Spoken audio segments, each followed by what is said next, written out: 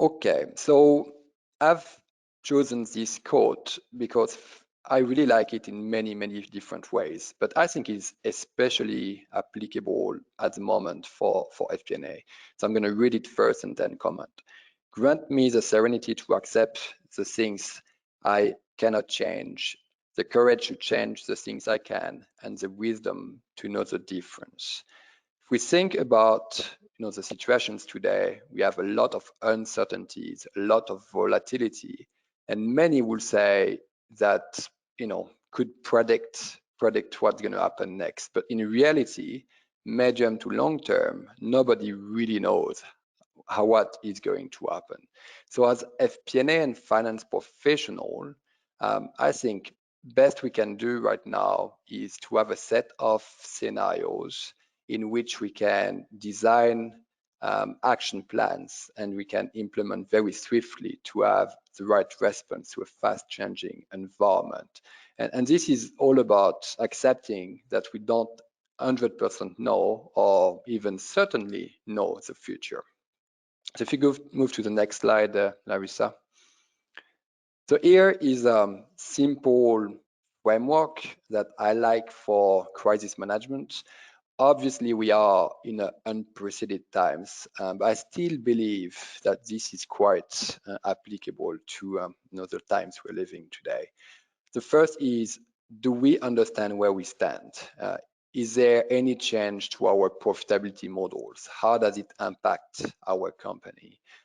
Second step is, what are the possible futures and what will it do to our company? How should we react in case of such scenarios? And finally, what are the key early indicators that we should consider for moving from one scenario to another so we can swiftly adapt to a change? And we're going to go a little bit more in detail. So Larissa, if you can move to the next slide.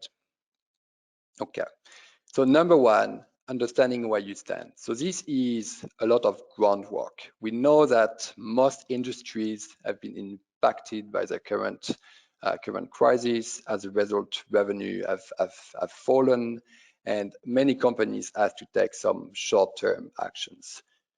Based on discussions with my peers in my network, I'm referring here to the top 5 from what are being discussed. Some are self-imposed, such as hiring pause, delay in program investments, furlough and government subsidiaries, but some are just imposed by the situation itself, such as event and internal meeting cancellation or pause, and travel and expenses. But any of those actions comes with trade-off, and it's important to understand what those are and what it does to the company. There are obviously also impacts on variable cost management in terms of supply chain, in terms of some of the critical relationships we have with our vendors. Again, extremely important we understand them. I like to think about fixed versus variable costs because we know when recovery will come, we need to get the better return and benefits to the companies by keeping our fixed costs fixed as they should be and only having variable to grow. And that's why it's important to know that base. Obviously, once this is known, it's important to spend enough time to refresh, I believe, all profitability models from all business and segments and markets. Many of our assumptions are going to change. Some of our business lines that were very profitable up to now could become less profitable or unprofitable. And having that understanding is absolutely key before to go to next steps. So this is all about knowing your baseline. If we move to the next slide. When this is done, in that framework, step number 2 is all about what are the possible futures.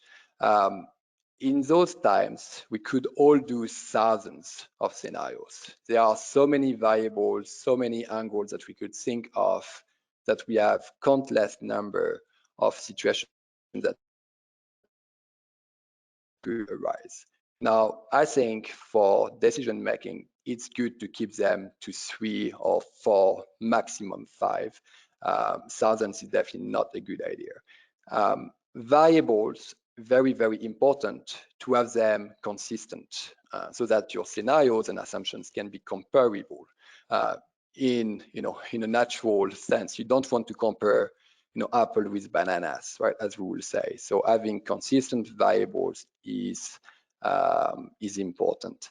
And finally, you want to tie in those scenarios supply versus demand. So what are your product service offering? How are they impacted versus what is the demand, what the demand will be?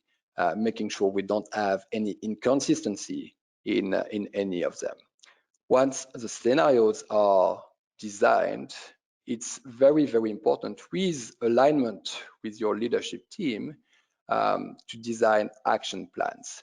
What are the set of actions by scenario that needs to be taken to react successfully to that environment? Usually I like to think about them about product, service, and business units. Make sure they are all tight out and granular, but obviously that will depend on industries and companies. If we move to the next slide. And finally, it's all about reacting quickly. And to react quickly, it's important to have to identify early indicators. Those should ideally be external, but you could also have some internal ones. So when I think about external indicators, it could be about clients and suppliers, obviously, but environment, economy, consumer confidence, all of those could be relevant based on your industry. Internal ones, very clearly revenue, pipeline, conversion rate.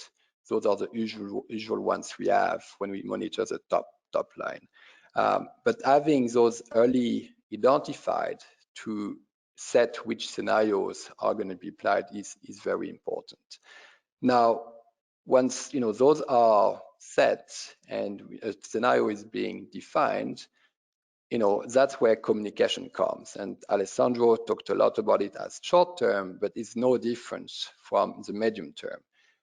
Communication, change management is absolutely critical to ensure you have the ownership of those scenarios and those objectives set at all levels of the organization. That will include changing operating plans or budget, bonuses, incentive plan for client services, and so forth, right? Making sure the entire organization is aligned to those new objectives. And obviously, once all of this is done, it's all about execution. Extremely, extremely important to execute. We all know, based on years and years of experience, planning doesn't win the game. It's all about how we execute from it.